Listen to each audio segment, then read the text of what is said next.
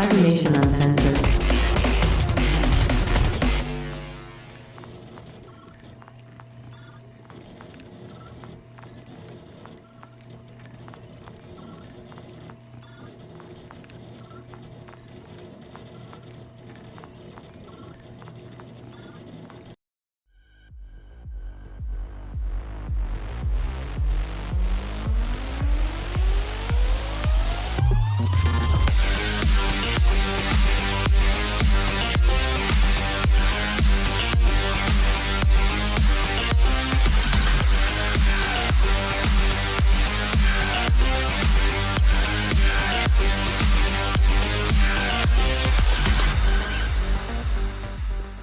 Here we go. Another dive into the world of Cyberpunk. Hello everyone, I am your host, Cybersmily, and this is Tales from the Forlorn Dopes with my co-host. I am Wisdom. Greetings, programs. It is good to be here today. Sorry, no. Yeah. My brain's kind of off this morning, this Yeah, afternoon, this evening. My brain's a little off too. Work has been kind of hectic, but it is what it is. What were OBO What's this happen? You said OBS disconnected and reconnecting. We'll see what happens. I hope that was just a fluke. Yep, there we go. Oh, they're playing an ad anyways. Yeah, that's because reconnection successful. So we should be broadcasting again. That was a weird little hiccup. It's been a while since that's happened. All right, let's reintroduce himself. So hopefully we're back. Yeah, there's ads and all that fun stuff. All right, so can people hear us? from my end, yes, they should be able to hear us. Anyways, let's make sure, because Rob Tables said ads. So, anyways. Okay, you got a yes. Right. So. Thank you, Bubbles. So the world of Cyberpunk. I think the biggest thing that hit is all the buzz around Phantom Liberty. We're getting more and more details. So. There wasn't the big presentation everybody expected, but there was a conference call. Yes, there was a conference call, a new trailer dropped, videos with talking to the developers. So all that is fun stuff. There was also people who were at, what is it? I forget, it was Game Days or Play Days. Anyways, some of the YouTubers or the what are they called? The movers and shakers. The influencers. The influencers were able to get their grubby little hands on playing the latest Phantom Liberty. However, it was all on console, so those who play on PC were not happy.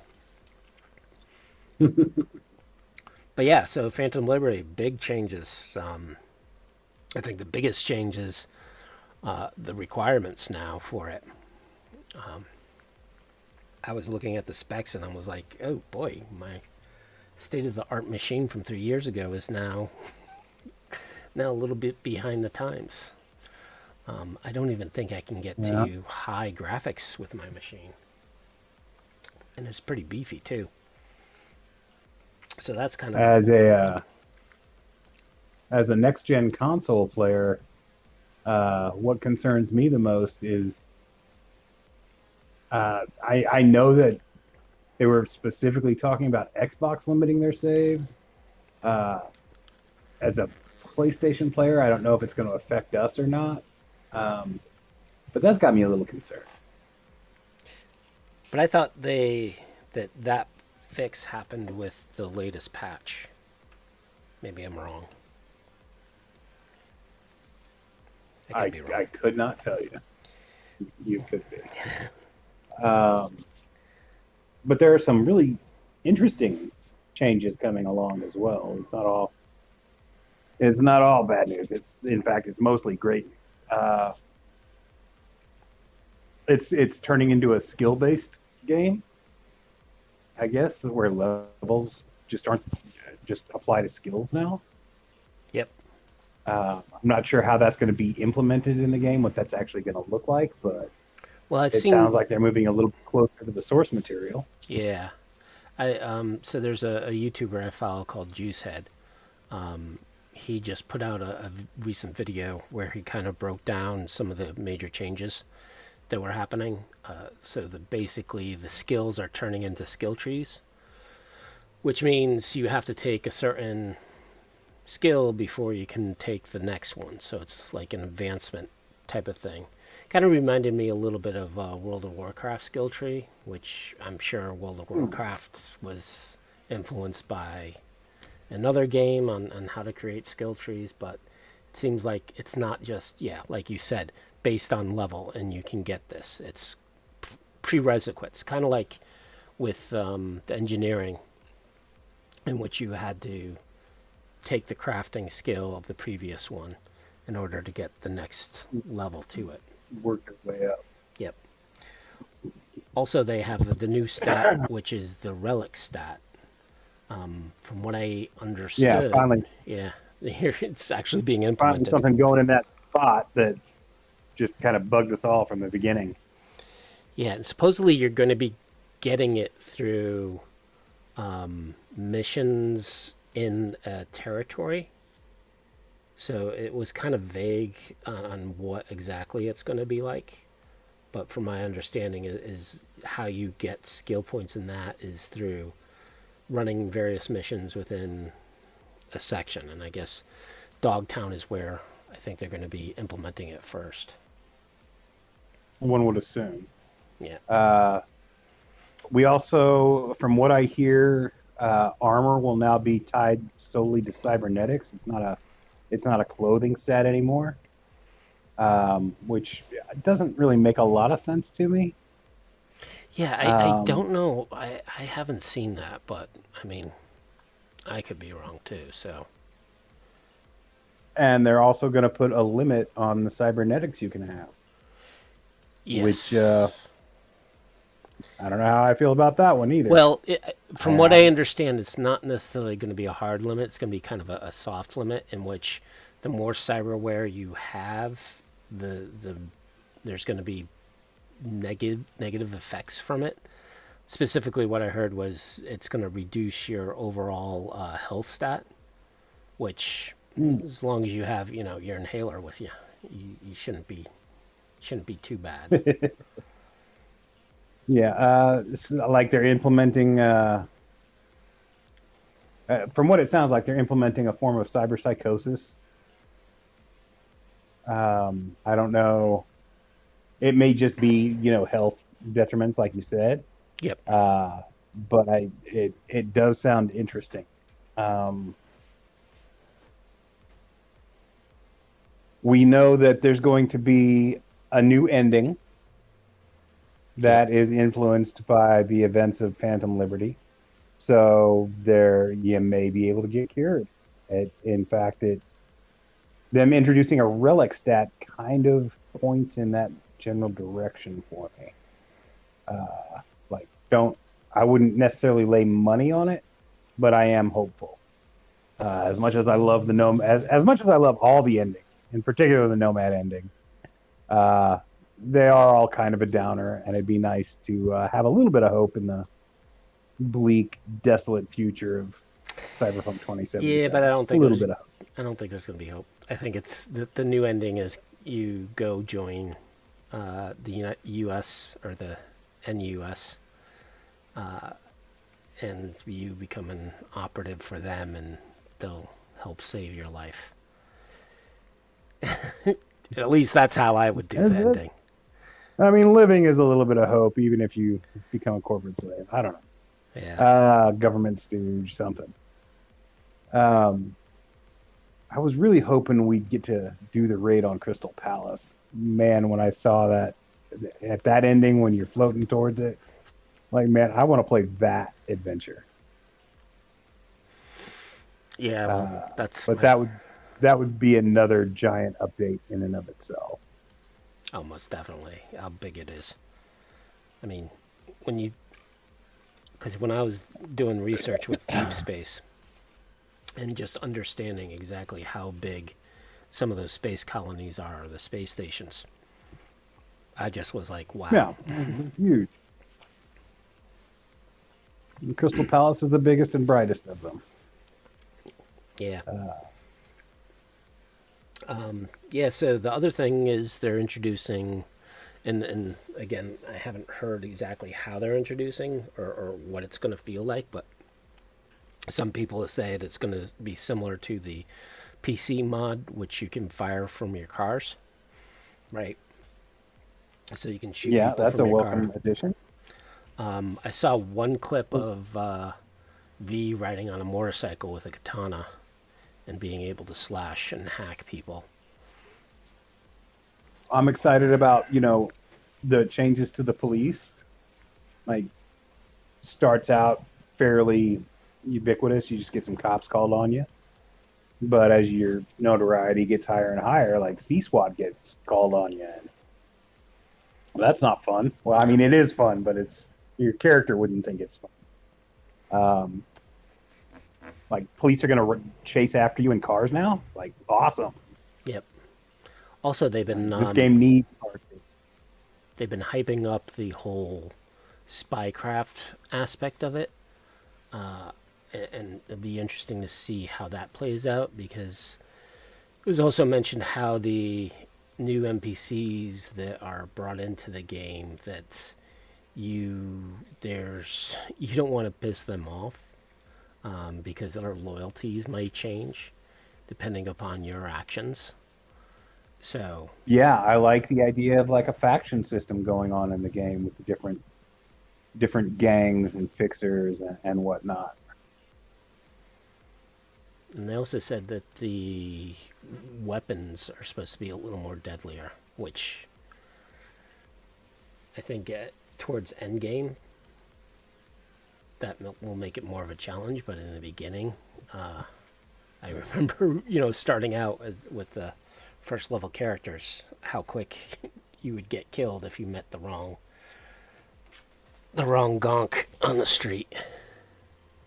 It's the truth. At the beginning, you are very much a man of tissue.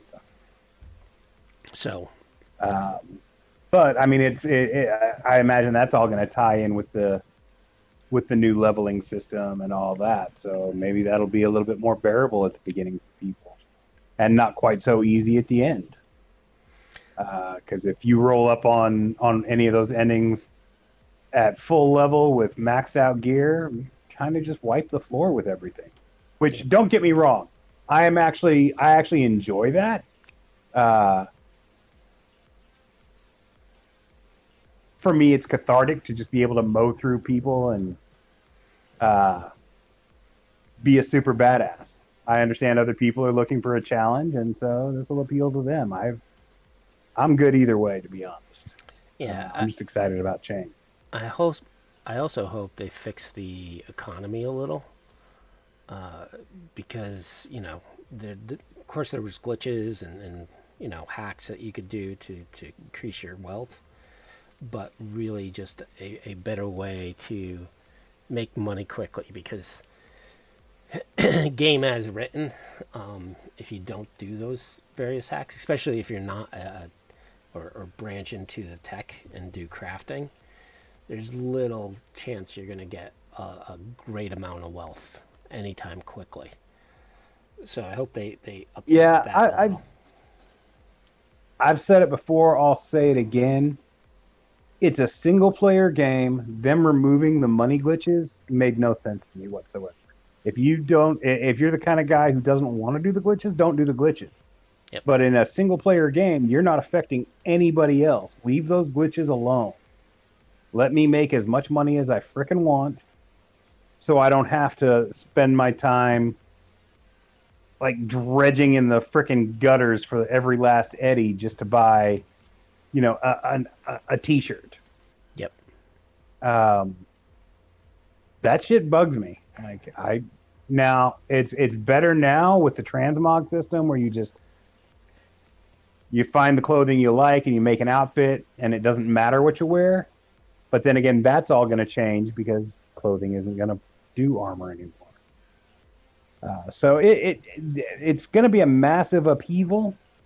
Um, I'm confident that with as much time as they've spent on it, uh, and the lessons they learned from the initial launch, that it's going to be pretty freaking amazing. Even if I'm not too enthusiastic about some of the changes they've announced, I'm hoping that when we actually have the product in our hands, that my fears are unfounded and it just becomes an amazing experience again. I'm sure it's going to be an amazing experience. Because Yeah, there's really no doubt in my mind about that. It's just having to relearn everything, which is fine by me. it's Um, new experience, right? And it's making Cyberpunk even better. The one, I'm really hoping that with a new level system, that means that they're getting rid of the whole level-based gear stuff. Because you know me, I hate that mechanic. that's in all gaming mechanics. So, I mean, now that if you're correct and clothing is no longer representing armor, then there's really no reason why you would have a I level mean, it'll cap. still give you stats to other stuff, True. but yeah. Um, and I'm assuming, quality of the gear means higher stats. But yeah, I very much hate level-based gear. I always have. I always will. It just doesn't make sense to me. There's one other thing that These I two exactly identical guns, but one is only a fourth level gun. There's nothing like for a game that touts immersion so well. Like that's the most video gamey, like pull me out of any kind of immersion thing in the game. the other thing that was interesting, and I haven't seen a lot more details on it, is how some vehicles are being modified. That there's going to be vehicles with guns in them and other devices. So Yeah, be like interesting, if your car has weapons, you'll be able to use them. right? So is it? Are they going to start having another aspect of the game in which you can modify your vehicles to add weapons and pimp it out with like They haven't other things on it, they or what? haven't said anything about it, but the ability to modify your vehicles has been on everybody's wish list from like day one. Even if it's just as simple as changing the colors of your. Yeah, so Um, I would tell you that if you were if you were a PC player, I would tell you, oh, there's a mod for it. you shut up with your PCs. Like you can configure the stability, the speed, the Oh, acceleration, colors. You can change the colors. You can change the frame. Yeah, apparently you won't be buying vehicles anymore. You'll be going on missions to obtain them, and that sounds kind of fun. I kind of wish they just added new vehicles and let you go obtain them. I don't know what they're going to do about vehicles that are already in your garage on your saves. That's really the scary point is what's going to happen to your existing character when Phantom Liberty rolls out. Um, I know some people are worried that you're going to lose stuff or stuff will get reset. well, We don't know if that's the case with any of it. Um, but yeah, that is a concern. well, I think there is, right, because the skills are getting changed, so you just have to respec your skills.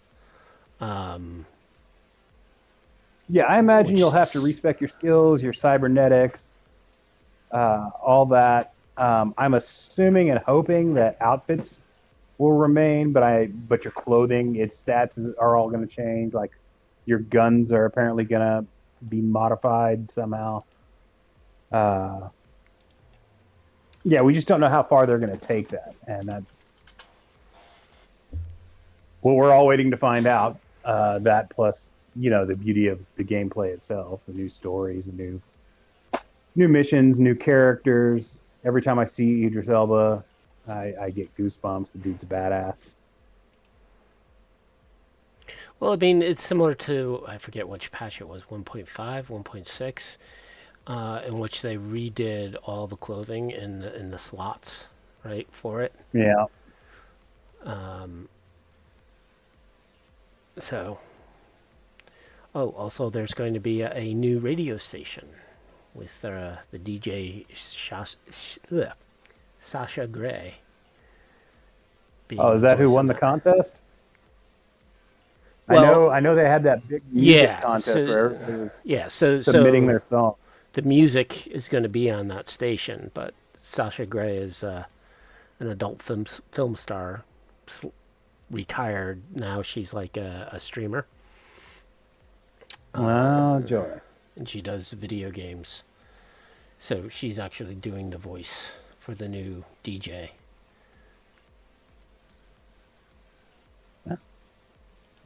I guess you got to have somebody do it. Yeah. I don't really have an opinion on that one way or the other. Yeah. What else? So I also understand that the footprint of the new district is not going to be that big, but it's going to be more interior, right? In buildings and delving Yeah, I mean, it into takes that place in that territory. huge arena thing going on in Pacifica. Well, it looks like half of it's there, half of it's outside of there.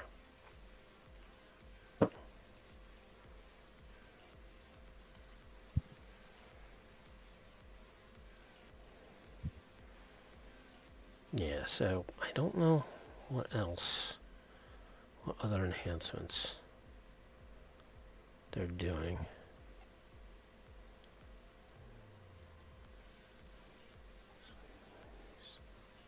I still keep hoping they'll give us a little bit more vertical options. Like, I know they're not going to give us the ability to just fly an AV wherever we want. Yeah. Something to help us climb to higher places and look down across the city. I'd like that. I'm also hoping for flashlights, damn it. Why do we not have flashlights? It's 2077. They might. Some of these environments are ridiculously dark. So what I understand, there's going to be new cyberware, and one thing that was mentioned was new like optics. Ooh, see, there you go. So Just twist my nipple.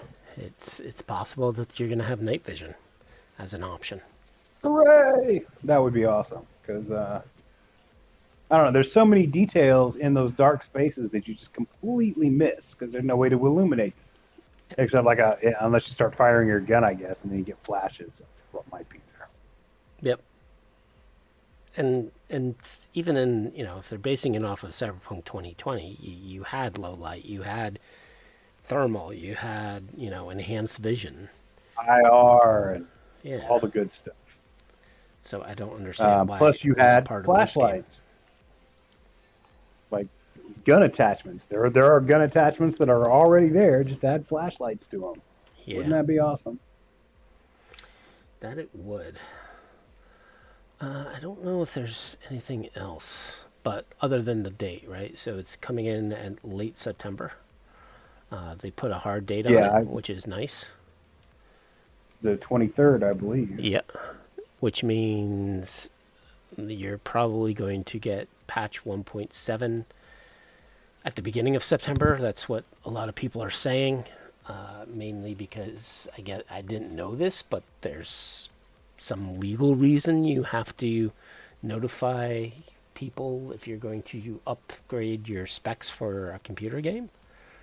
I did not know that. Maybe it's certain countries. Or they just don't want to get more death threats from video gamers. I know on PlayStation there are all sorts of legalities as to when you can drop an actual update or expansion or any of that. And they really only ever happen on Tuesdays and Thursdays. Right. Now you'll get soft patches like bug fixes every now and then. Mm-hmm. Like GTA just had one today that it was just a soft patch that took care of some of the issues that game has been having since it updated last week. but actual like real updates, like those only ever happen on Tuesdays and Thursdays. Interesting. And I know it's the same for Xbox. I would assume, just for convenience sake, that they do the same thing on the PC. I know they do it for the games that I play, but Yeah, I was hoping yeah, for there's 1.7 to be sooner than later, but everyone's speculating that it's going to be later, mainly because yeah. When we got the update the other day, I was really excited to see it, and then I realized that wait, isn't it supposed to be 1.7? What yeah, is this shit? yeah, just little minor bug fixes on various scenarios. Hmm.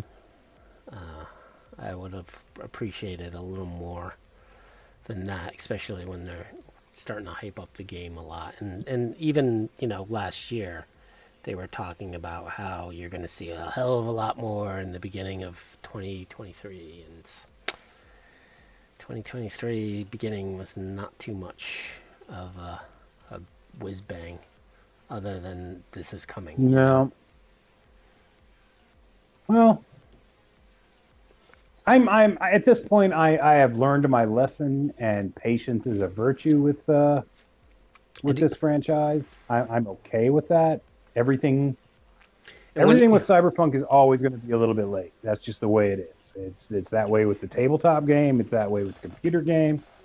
It's that way with any kind of like updates on any other media that's coming out. It's okay. Just wait, let it be perfected. Don't rush them anymore. Yep. So I think we've beaten that horse dead. Moving on. So I am going to be running some games at Gen Con for our Tarsorian. They have been That's awesome. gracious enough to allow me to abuse and mistreat players of the game. Hopefully, people will appreciate my old school style of heavy handedness and screwing with the players.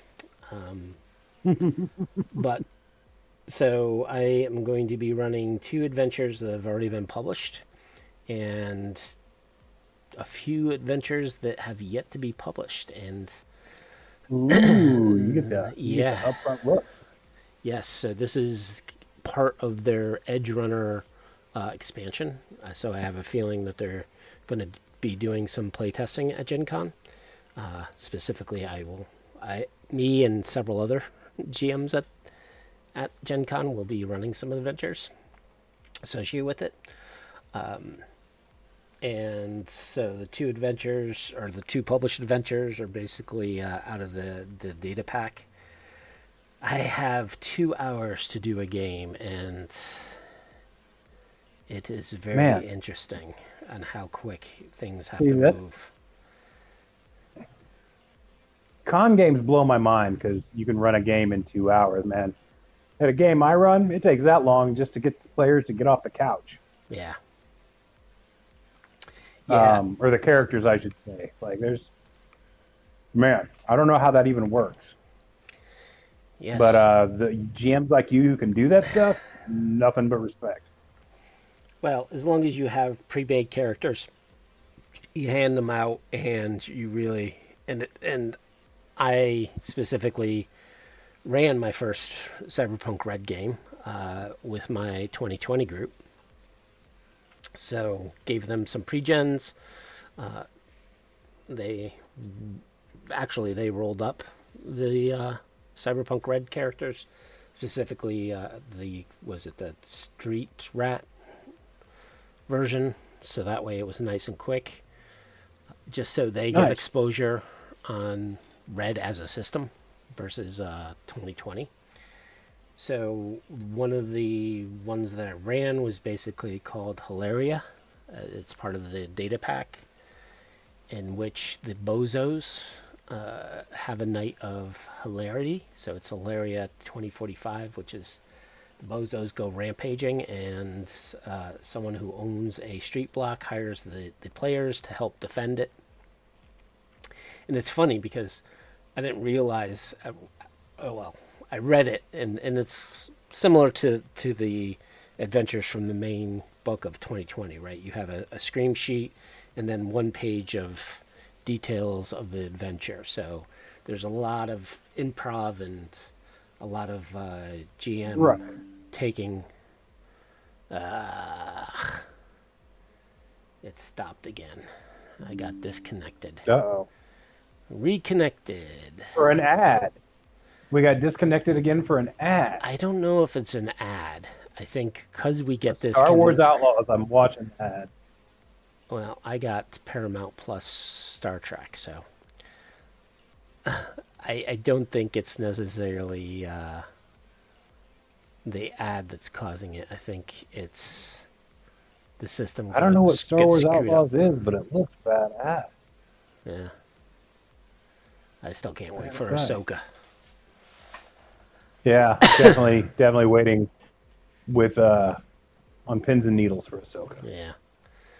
So I don't know what's going on with my OBS tonight, but it seems to be dropping once in a while.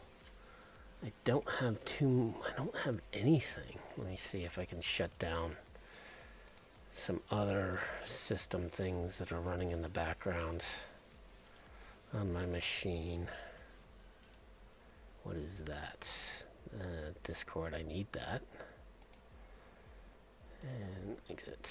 Alright, so I shut down a bunch of things that could possibly be sucking up my bandwidth. I have to have your Discord. Sorry, guys, we are. Yeah, technical issues. Yeah. Technical issues. Yeah, so running red. So I had my players roll up characters real quick. Hilaria 2045. I actually was in this particular scenario. I'll bet a little different. It was at TotalCon, and it was James Parker who ran it. And No, nice.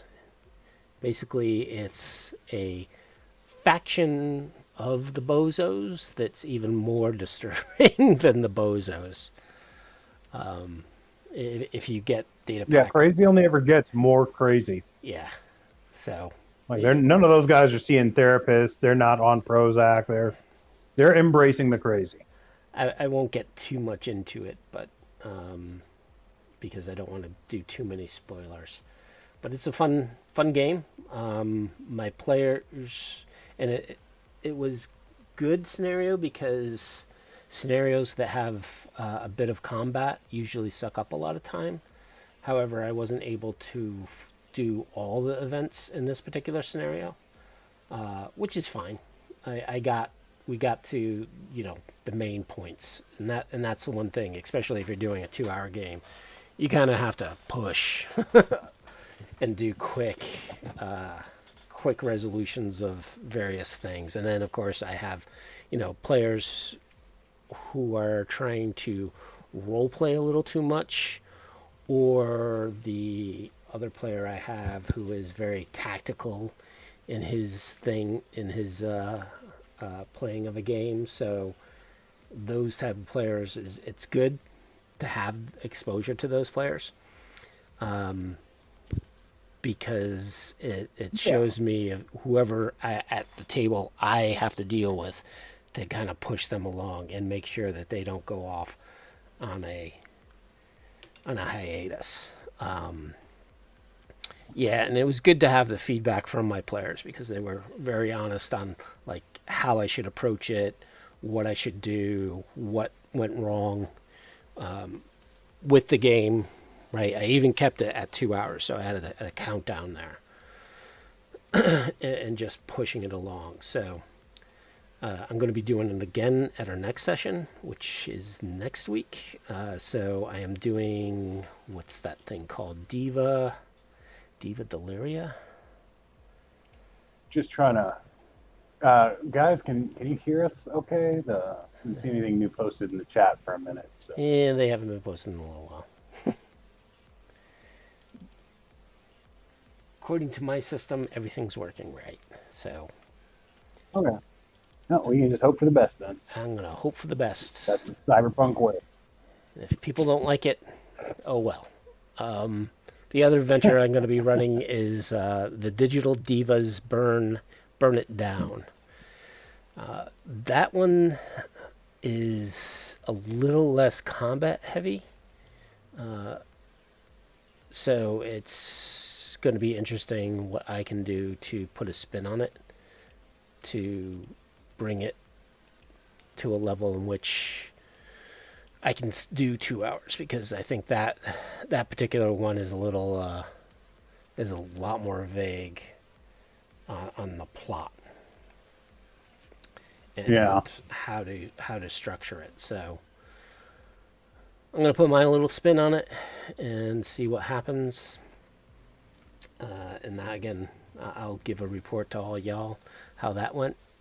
But overall, I think running red is pretty easy compared to 2020. Less dice roll, less things to worry about. You know, you can still put in the atmosphere into it. You can still do a good campaign, right? Because the mechanics are always secondary for me versus the story, the plot, and what the players are doing. So my so that was kind of the first time the majority of my players played red. I think from an X or a Cyberpunk 2020 player view, they weren't overly excited about the game. There was some key points they kind of didn't like, especially like with cover and some other attributes. They understood how the system goes a little quicker, right? Less dice rolling. They love the special abilities, which I think both of us agree was one of the stellar stars of the game. So Yeah. they were like, hey, what we should do is backfill 2020 with the special abilities and put those in there. So we'll see what happens. Still running my deep space campaign of the Revolution on O'Neill 2. And I think that's been going on for a year. And they're not even close to starting the revolution. They're getting there, but they're causing more trouble than than harm for the High Rider Society. So right now, I think ESA is winning out. Yeah, so that's about it. It's cool that you're getting some red experience under your belt. And a little bit broadening your understanding of it and all that in preparation for Gen Con. And it's very cool that that this channel will have some representation there. You were telling me about some stickers you made, and Yeah. I can't wait to see them. Yeah, so if you see me, I got some Forlorn Dope stickers as well as Cybersmily stickers to hand out. That's cool. Yeah, so that's about it. Anything else Cyberpunk related that's happened in the past week or two? Officially, they released another Danger Gals preview. Yeah. Uh, at the end of last month. That was cool. I gotta say, I'm pretty excited about the Danger Gals source book. Of all the supplemental material they've released, other than the net running deck, this seems to be the most broad-ended, as in you can use this for just whatever. You can use it for 2020, you can use it for 2045. If you're going to be running a 2077 game, it'll be relevant. I'm very excited about it. Yeah, I mean, it looks well made, and the roster of the writers is top notch. I mean, even to the point where they got Dave Ackerman. Yeah, involved. It's good to see him still busy.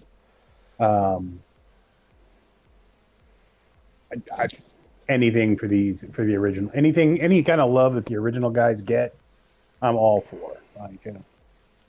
Yep. they are the reason that we have dedicated so much of our time these past 30 years to this game. They're the heart and soul of it, and it's great to see them still getting any of them still getting to influence what's coming out. Most definitely. And I know we've talked to a lot of the old school guys, and they moved on to other things, bigger and better things.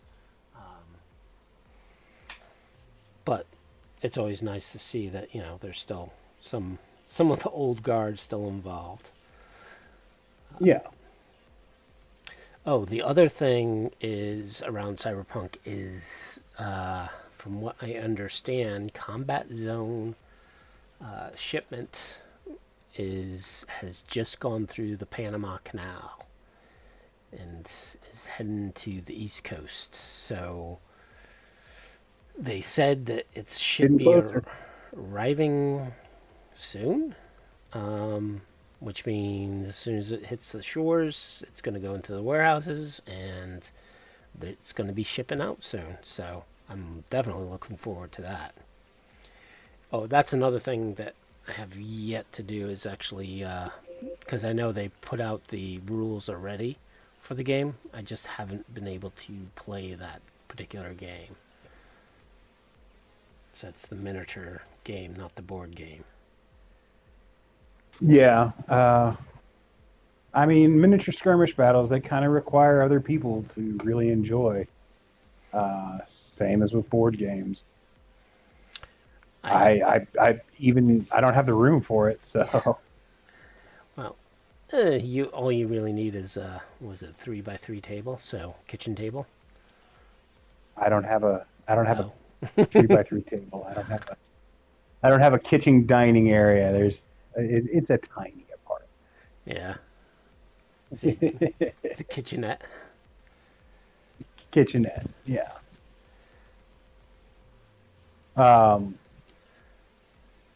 But yeah, I'm very excited. It was the first Kickstarter I ever took part in. Really, the only Kickstarter I've ever taken part in. I missed my chance on the board game, sadly, but I'm very excited to see how it turns out. Yeah, I mean the miniatures. I got a friend who's kickstarted like 100 things, and he's just got boxes upon boxes of rooms full of fucking board games that he's kickstarted. I have no idea how some people do that. I'm like, he's got a large amount of disposable income. Apparently. Yeah. Every time I see him, he shows me some new, like, deluxe box set of, like, toys with all the extras that he's gotten. It's always amazing. He got,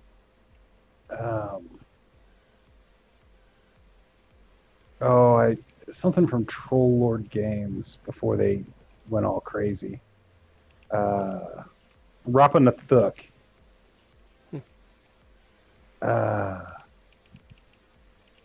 No, that's not it. He did get the Rappin' the Thook thing, which was amazing. But no, whatever it was, it came with this giant cloth, like subway poster sized map. It takes up the entire wall. It's amazing. Cool. Yeah, I know a few people who do a lot of Kickstarters, and just, man. Don't you? I could never. After with the weight of Cyberpunk Red's Combat Zone. Yeah. I would lose track of what I ordered. So I guess every week it's a surprise for him. Like, ooh, Christmas. Yeah, true. I forgot I did this 2 years ago. Yeah, that's the other thing with Kickstarter is it's just the weight. However, Rob's Cyberpunk Uncensored Kickstarter, I was amazed that he was able to deliver that quickly. Yeah, it went really quick. So that was one good thing about his Kickstarter.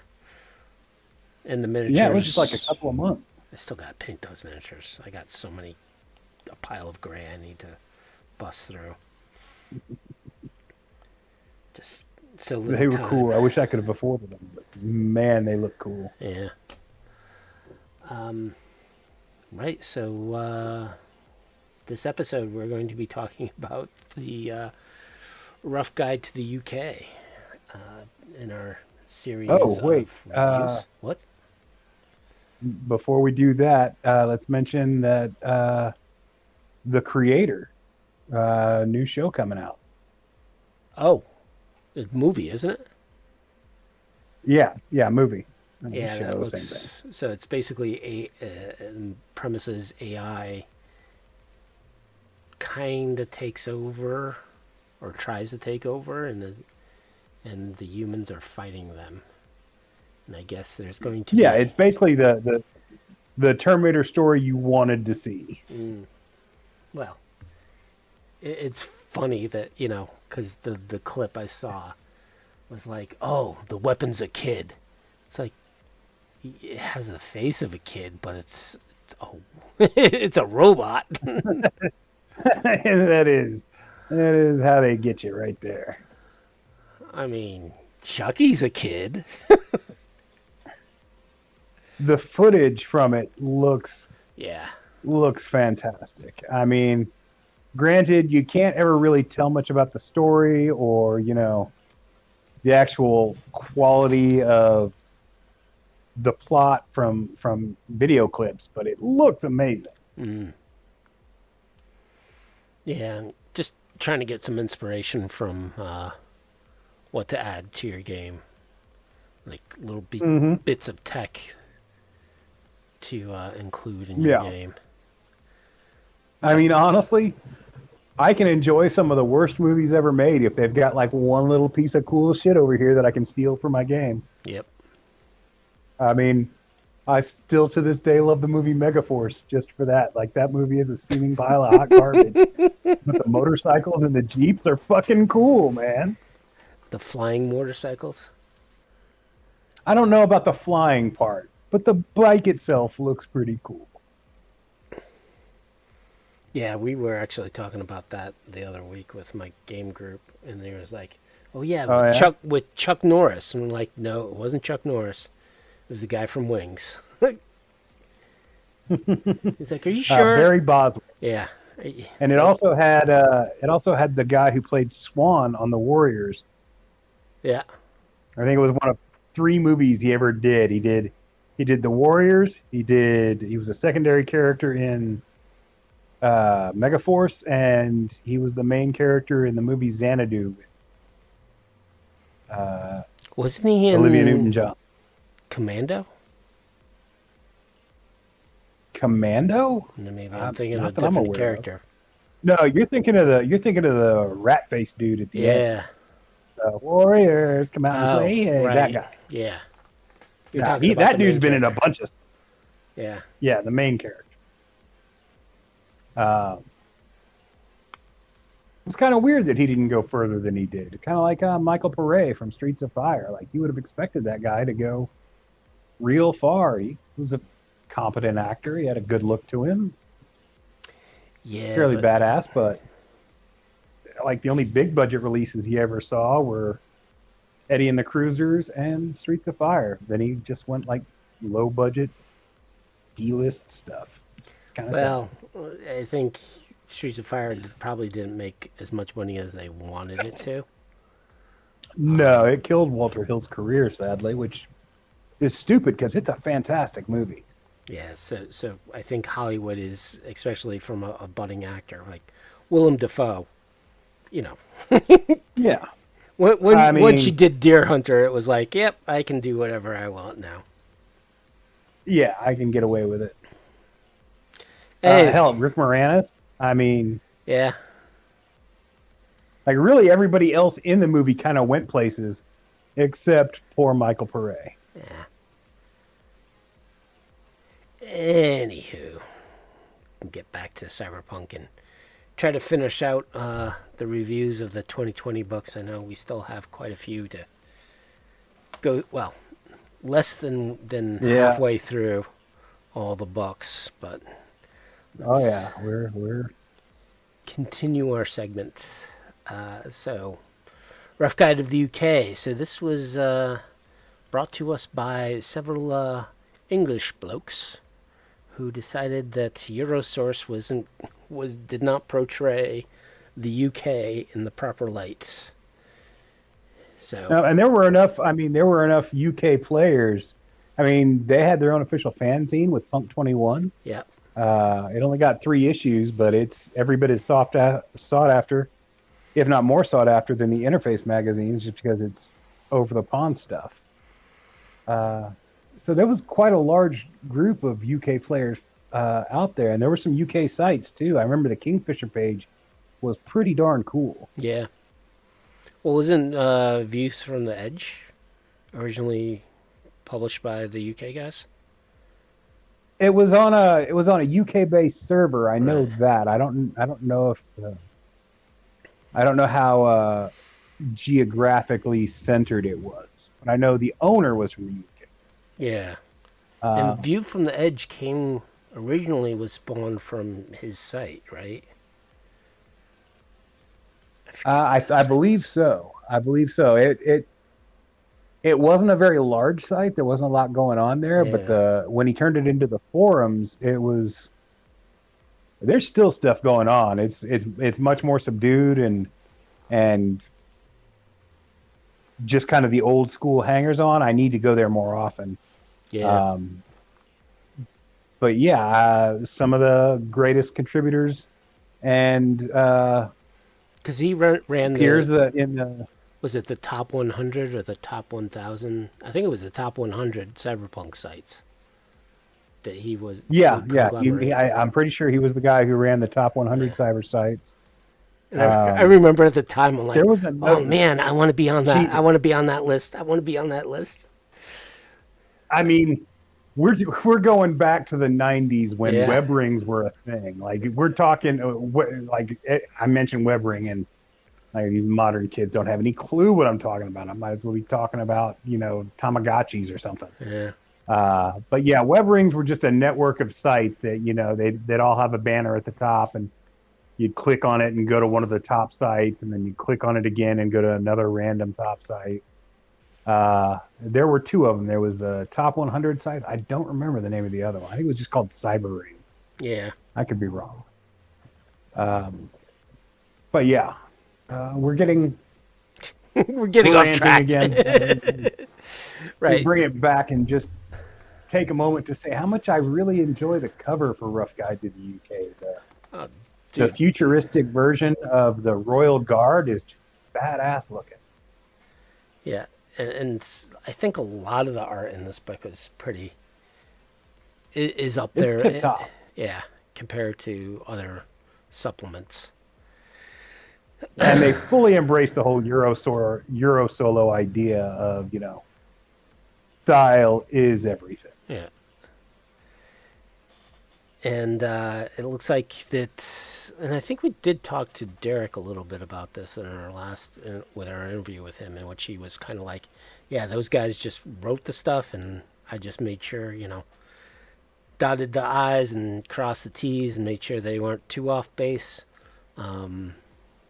And of course, Benjamin Wright Yeah, and Dave Ackerman are still involved. Like, both of those guys just did every type of work. everything. I mean,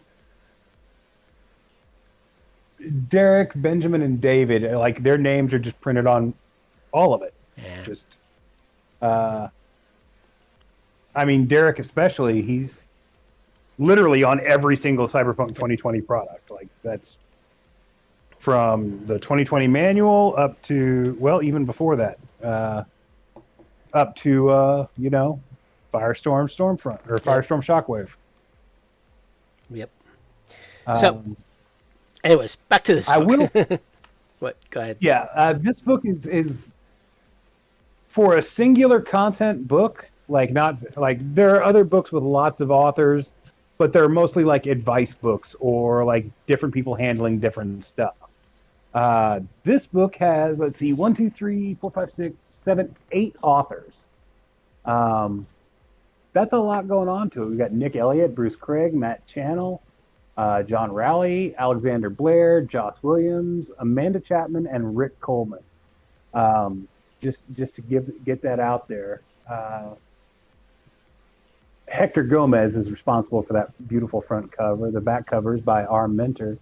And all the interior pictures are done by a guy named Lee Brimacombe Wood.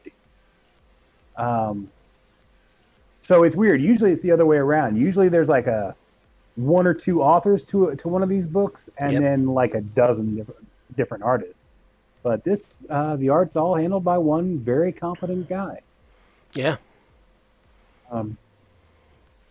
I'm not sure if any of these people ever went on to do anything else, but they did.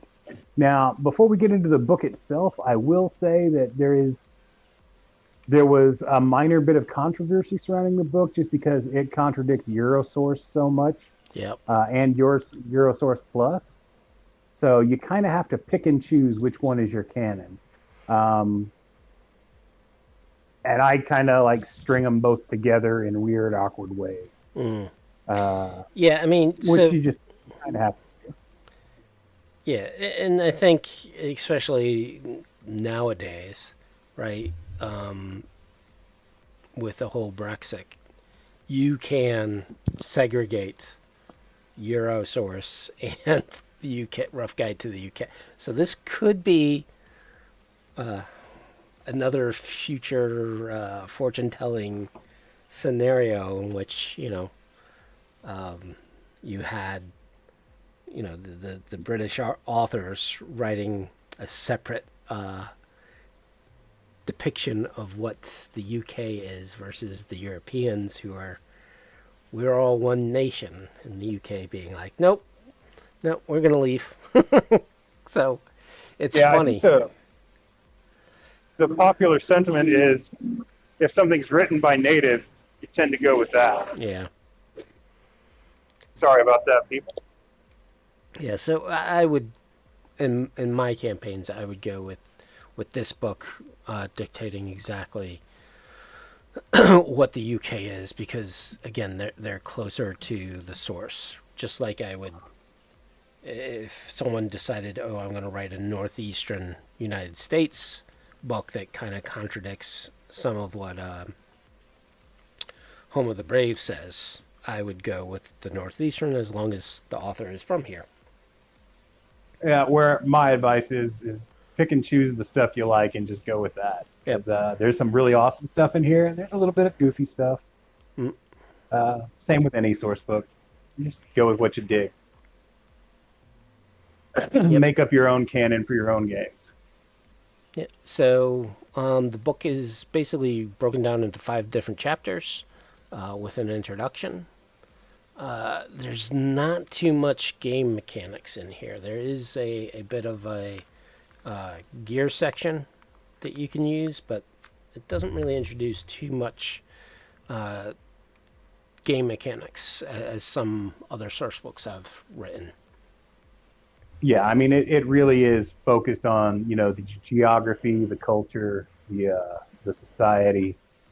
It is very much a location source book as to some of the others. Like Pac Rim was a location source book as well, but like the last chapter of the book is all dedicated to new rules and whatnot. This doesn't do.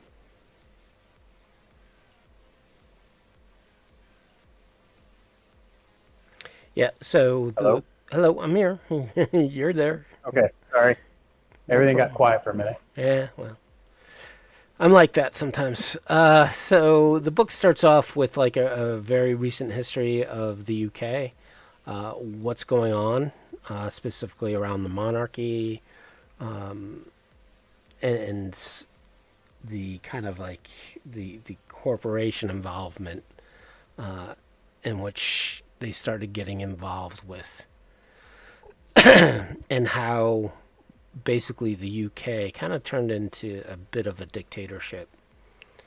A little bit. And in the lockdown that ensued. I mean, you can very much tell that the game was written by kids who grew up reading Judge Dredd. There's a lot of that influence, Yep. which there should be. Like I think Judge Dredd was probably the first cyberpunk comic to gain regular attention. Yeah, and I think people from outside of even Europe, even well, from the UK, the understanding of how royalty really affects the day to day. As outsiders always looking in, you really don't understand the full extent of what the royal family has on the population, and I think that's been changing over the years, especially Yeah. recently, because of various disfavorment of the royal family. As more and more things come to light about who they are currently. Who would have thought that, Queen Elizabeth would live past the year 2020? Like, Jesus. Yeah. Yeah. So, Queen Elizabeth is not in power in 2020. No, she's not. Nor is King Andrew, King Charles, Philip? right? King Charles. I don't know. That's fucking. I like you said. I'm an outsider looking in. Yeah. I don't pay all that much attention to royalty. Right. So the current monarch is Queen Victoria II. In 2020. So she is writing a interesting line in the whole hierarchy of or government of the UK. So she is definitely, in my opinion, a figurehead. Yeah. Which gets into, I think, the first chapter, the politics and the government, in which they kind of explain the current situation, and how the royalty is kind of changed over into mega corporations, and how Yeah. they rule the lands now.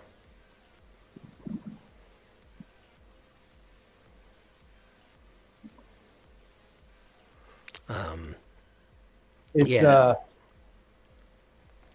it's an interesting mirror to what's going on with the rest of the world, but the way that they tie the royalty into that is, I don't know. It's very UK. It's very much in line with what you could see happen.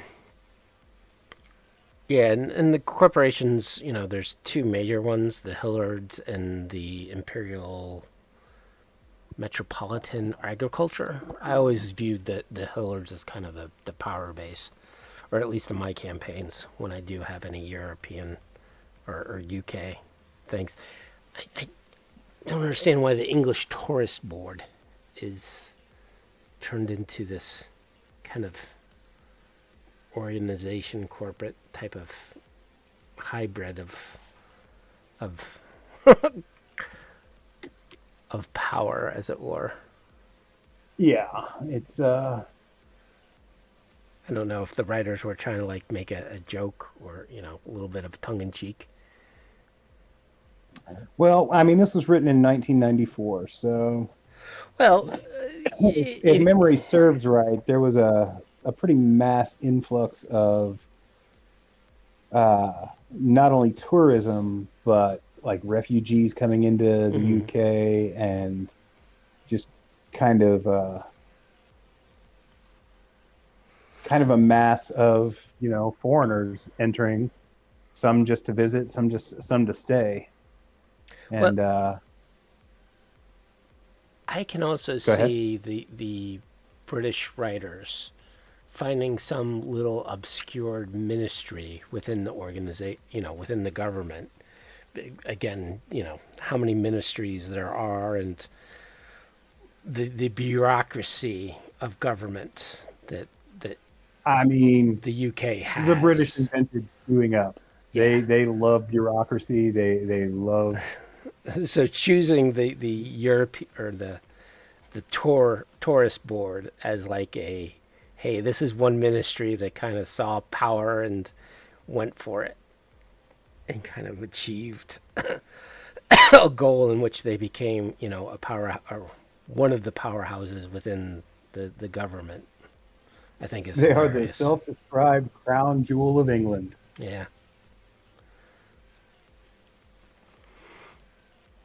So it kind of gives the chapter gives you a layout of, like I said, the three major mega corporations that kind of control the monarchy, and then it dives into what is the current state of law within England. And so there was martial law for a while. Supposedly Yeah. it's loosened up a little, but you never know, especially with mega corporations involved to basically crack down on the various people.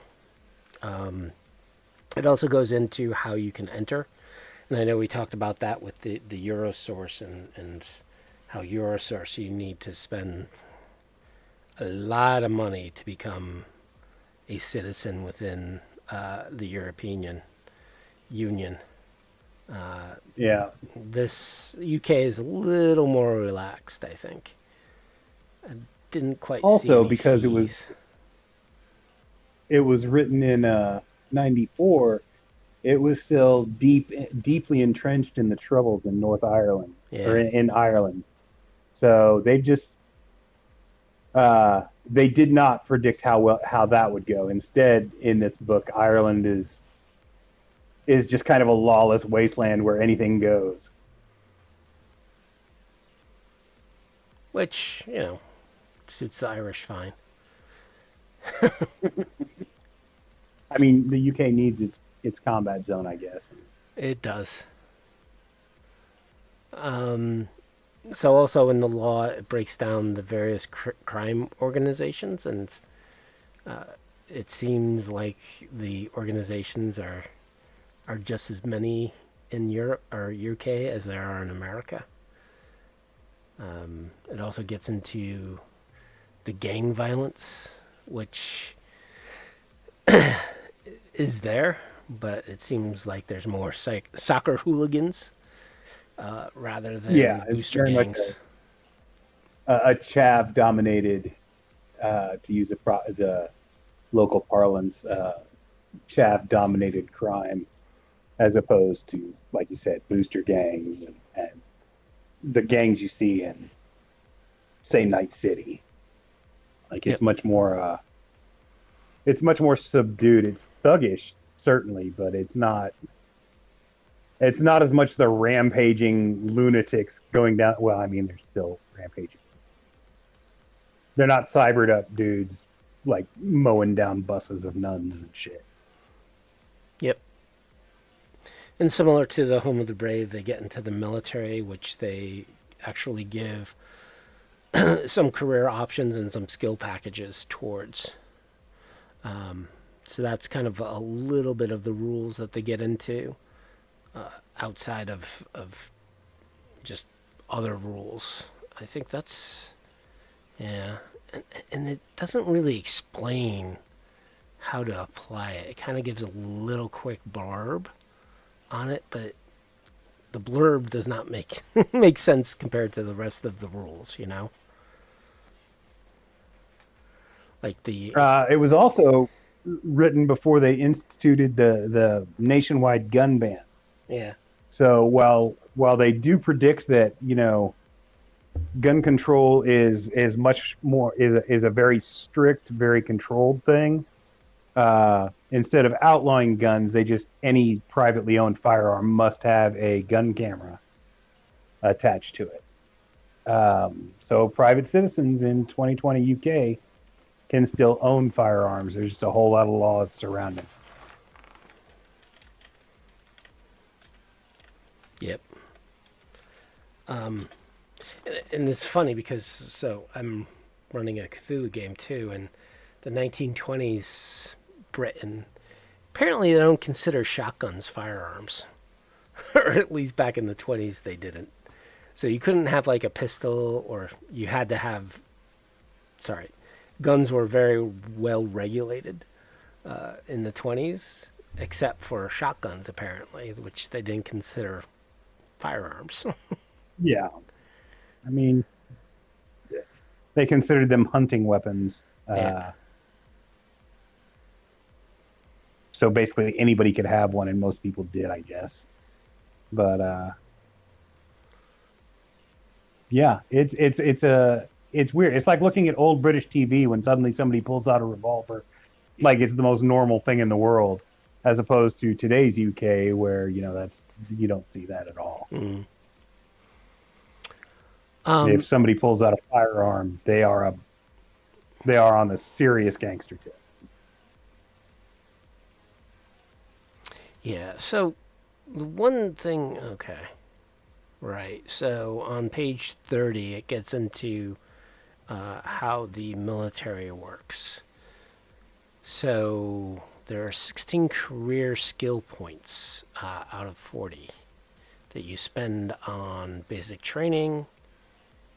And then, because of the extended training period, you get an extra 5 skill points are allocated, giving 25 to be spent on advanced training.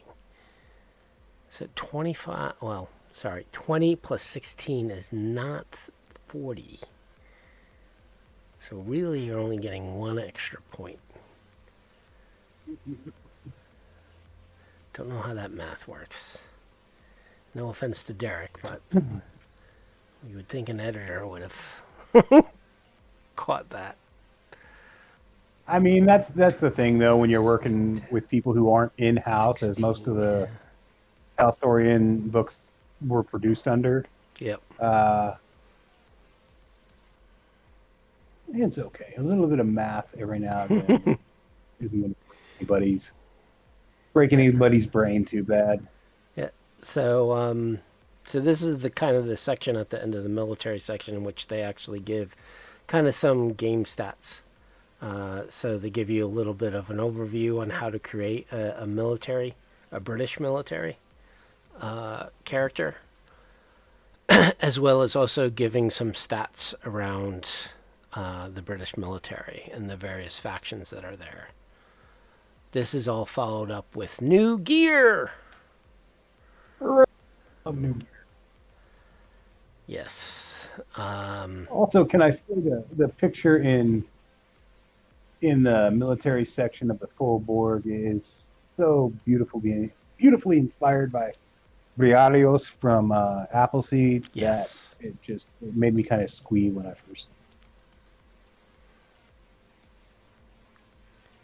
Yeah, the bunny ears were part of the main book, and the faceplate was part of the main book, but yes, it's you got the definitely bunny ears, you got the monocular cyber optic. There's a Yeah, major Briarios influence on that image. Well, so then it gets into a bunch of new weapons that the British Army uses. So a lot of fun stuff there. I was always a big fan of the Spitfire 12mm battle pistol. I thought it was superior to both the Armalite 44 and the Colt AMT. I just thought it looked cooler and it performed better. That it did. Barrel's a little too long. But other than that, it's pretty good. I also like the LPA-1 liquid propellant assault rifle. That had a good vibe to it. Just because it rolled off the tongue. It did. They also gave some body armor as well as vehicles. I like the body armor. I like the helmet. And the vehicles are cool. They're just nice little additions.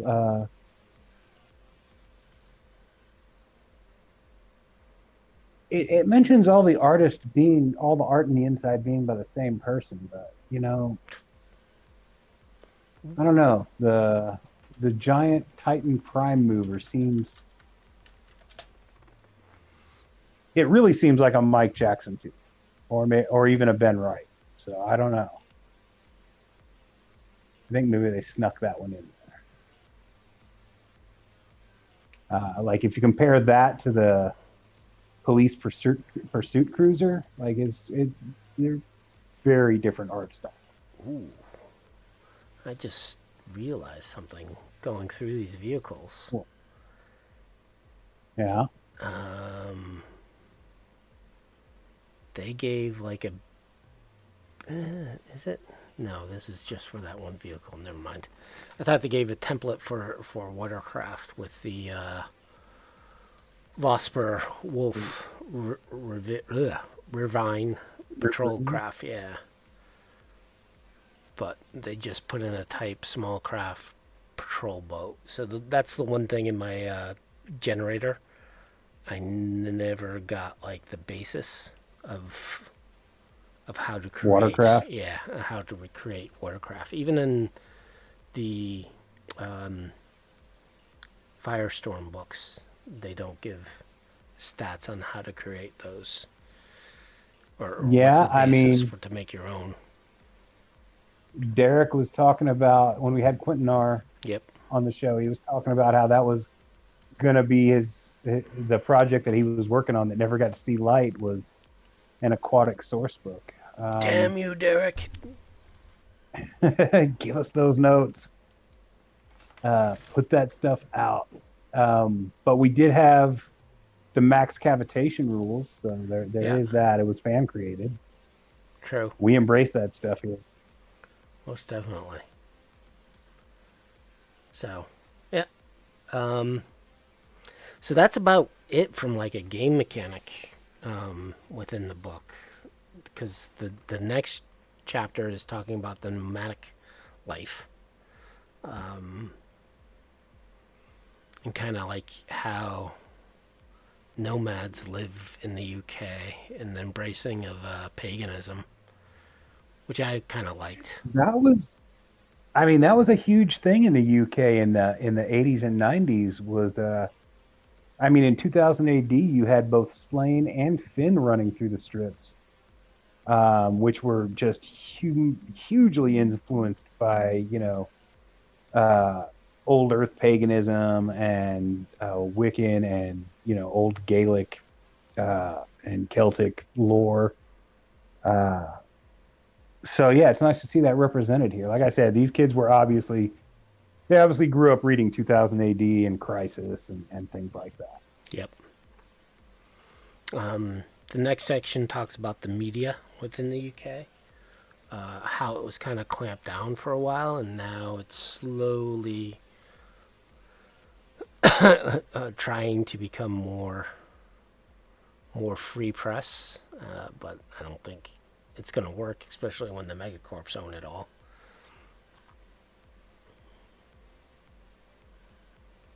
So, and that's the one thing that's kind of good about this book is it kind of breaks down a little bit of inspiration for the various roles, right? You have media, you have solo being part of the military, you have the nomadic life, you have a little bit of the crime and law for the fixer, and of course, cops too. And of course, the techs and the med techs just don't get their love. They never get the love. I know. So the next section and basically the rest of the book is just a guide to the various locations within Britain. I love the Dominion Tank Police homage image at the start of this section. Yeah. So it gives a overview of just some basic things throughout the country. I'm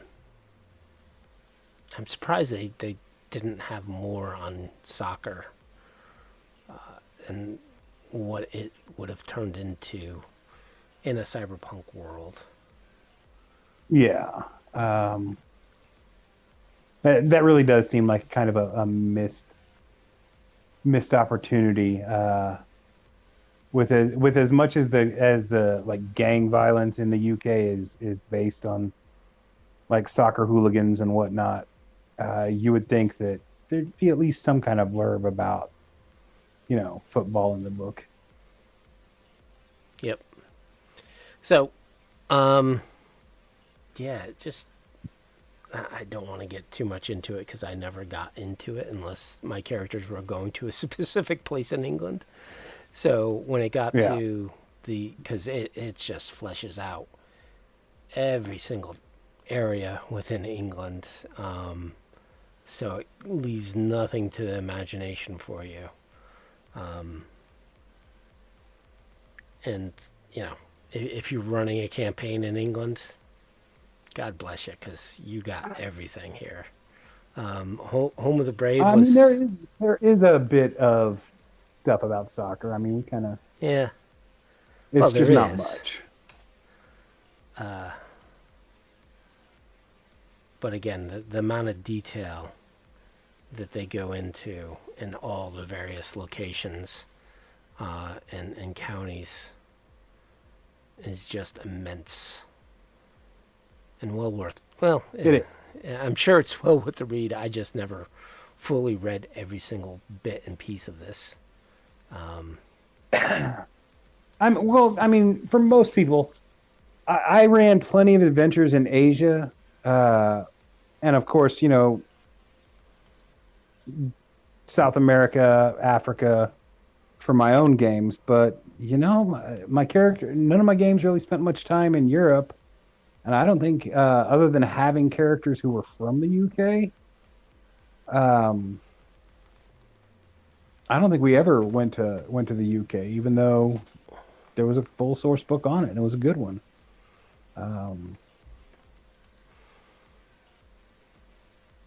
I mean, Maybe we should have. yeah, well, future game. We'd been to other places in Europe, but we never actually went to the UK. I just realized that. Yeah, most of my games have really been centered around inside America. Of Yeah. course, because it's the place I know.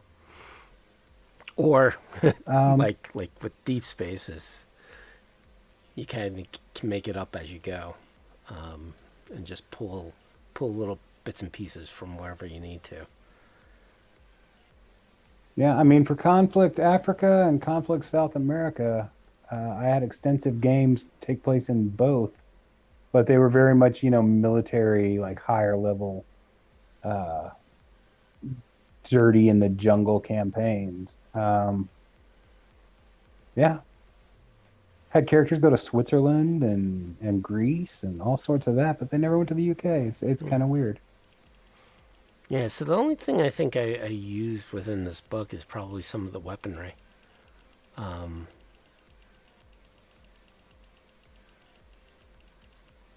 and that's about it.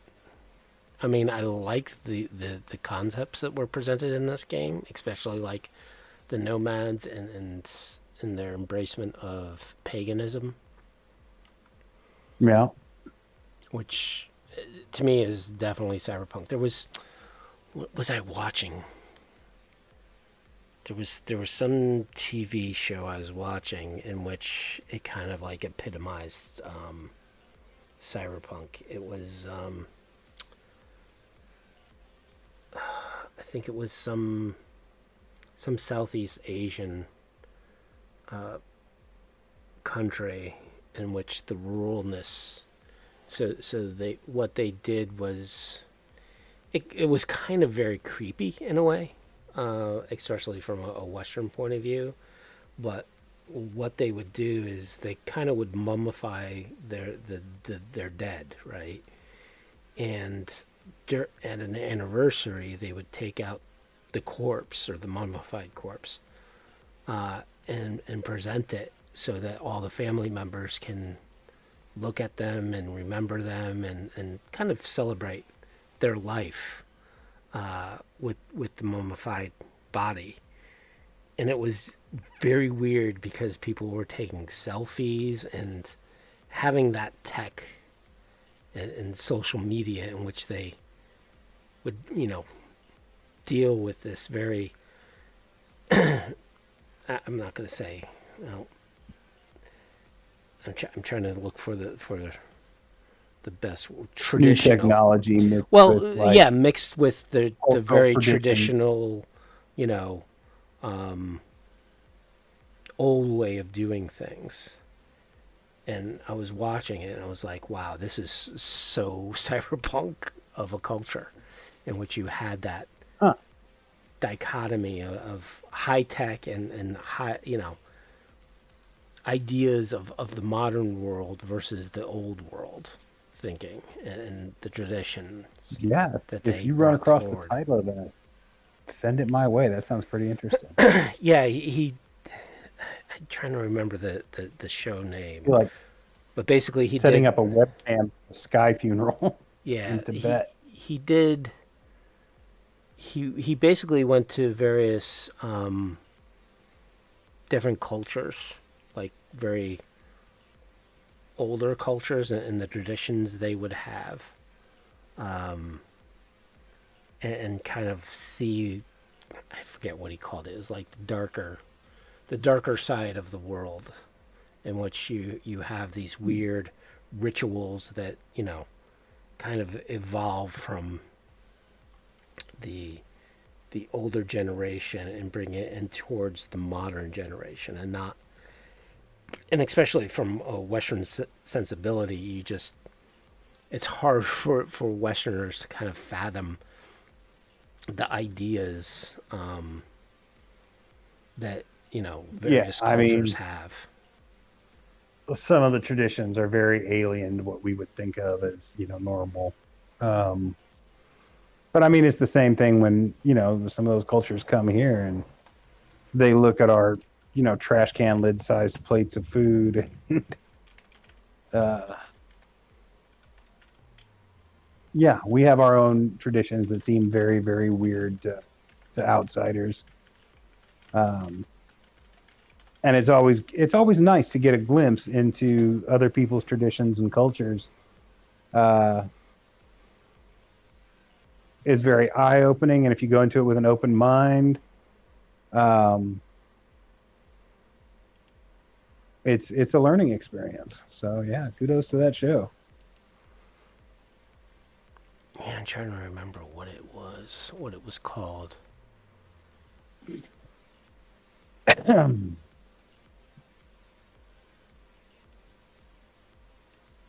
Man, they truly go into detail in every little. For as small a country as England is, they go into detail. I know. That's what I'm saying. Like, compared to like Home of the Brave, in which you got like maybe 2 or 3 paragraphs per state, this one is giving you like a full page of one county.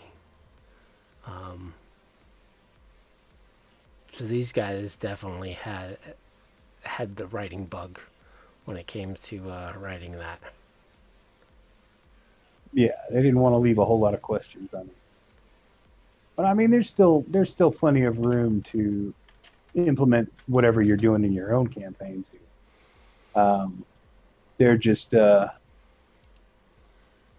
since they didn't have a place to work with as big as the United States, they made do with the space they had to write a book about the same size.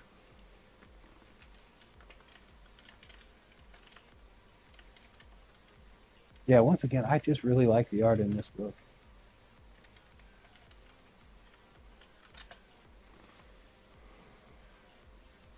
But yeah, the sections detailing all the different areas of the UK are just it's a big chunk of the book.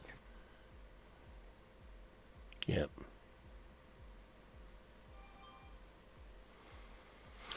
Yeah. So that's And a lot of it, Go ahead. yeah, I mean that's really like over half the book, and it ends with that is the descriptions.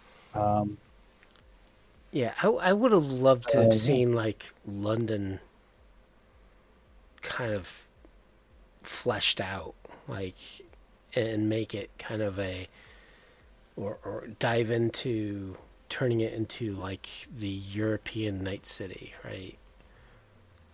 Yeah, I gotta say that's actually more when I first got the book. That's more of what I was expecting. Mm, Like all these places get all this detail, but like the cities themselves don't really get much detail at all. I wanted a London source book or a Glasgow source book or a Dublin source book. Um, they do a great job of like describing all the various, like you said, counties and territories of the UK. But yeah, for a game where most of the action takes place in the large metropolitan areas, it felt a little light on that regard. yep.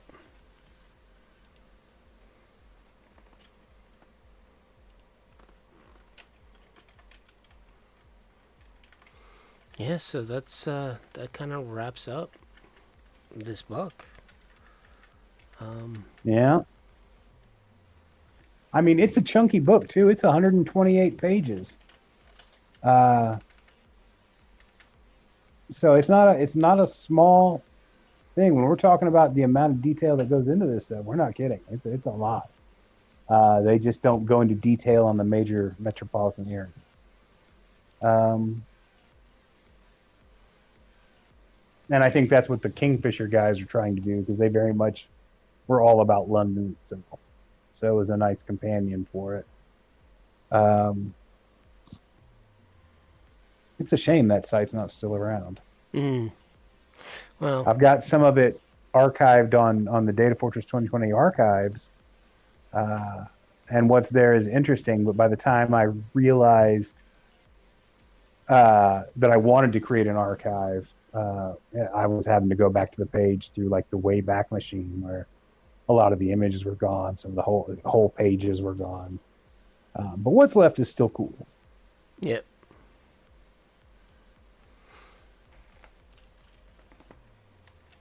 Yeah, so I know it's a little early, but I don't think there's much else we can talk about from this book. No. I mean, it's from a review point, anything we did at this point would seem kind of redundant. We mentioned everything that really stood out with the book, um, without getting into like the minutia of what they're trying to say happens with the various areas. We don't try and get into that a lot. It's better if you just go read the book. Um,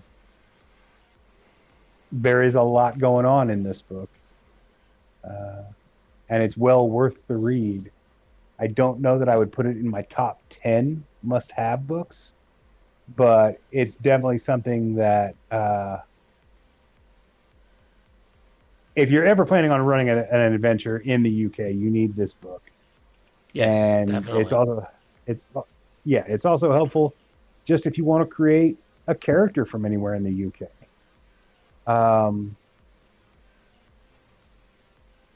The lore and history in the book isn't going to have much impact on a game being run in the United States or really most other places, unless they're colonies and whatnot. Then again, it's important. Um, I would definitely recommend it. Yeah. Uh,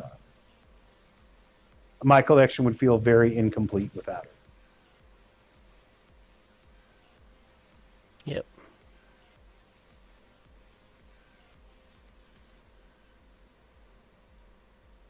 And with that being said, we didn't have any guests this week. I'm working on future guests. I've got some fairly large names in the franchise that I'm working with right now, as opposed to some other influential names. Yep. Um, we're So also hoping maybe we can have some return guests come back. And those are the things we are working on. And hopefully, after I go to Gen Con, I'll be able to talk to some people, not only the old school guys, but some of the up and coming new kind of influencers that are doing Cyberpunk Red, and talk with them and get them on the show and just basically talk Cyberpunk. So, have a lot of plans for the near future. We just hopefully can work them out, and of course, we always have the ability to, continue our series on reviewing the old school books and giving some kind of breakdowns of those books and telling you what's good about them. Yeah, as well as bringing you the latest news information on upcoming releases, media that's supposed to come out, movies, TV shows, etc. We are here to bring you the best information we can, people, and thank you. We're always very grateful to you guys for listening to us. Most definitely. Appreciate it. All right. With that said, I am Cybersmily. You can check me out at cybersmily.net. I also scan various Discord servers as well as go to Reddit, but from what I understand, we're supposed to be avoiding Reddit now because of the crazy price tags they put on their API, which sounds extremely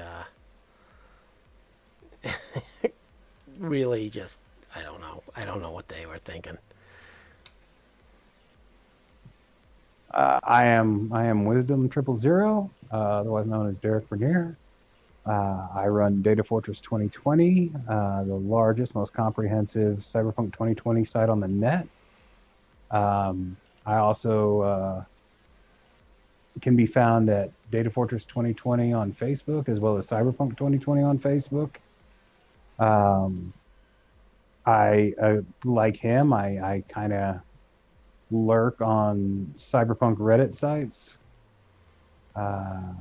I'm not too sure. I don't really understand what the commotion is, whatever is happening. I don't do Twitter. I don't do TikTok or any of that. But yeah, if you want to get a hold of us, you can reach out to us here. We want to thank. You can reach out to us on our sites as well. We want to thank Rob Mulligan and Cybernation Uncensored for hosting us. Here. Yeah, and we want to thank you guys for tuning in. We look forward to seeing you every first and third Wednesday of the month. Yep, same time, same bat channel. All right, till next time. Enjoy the future.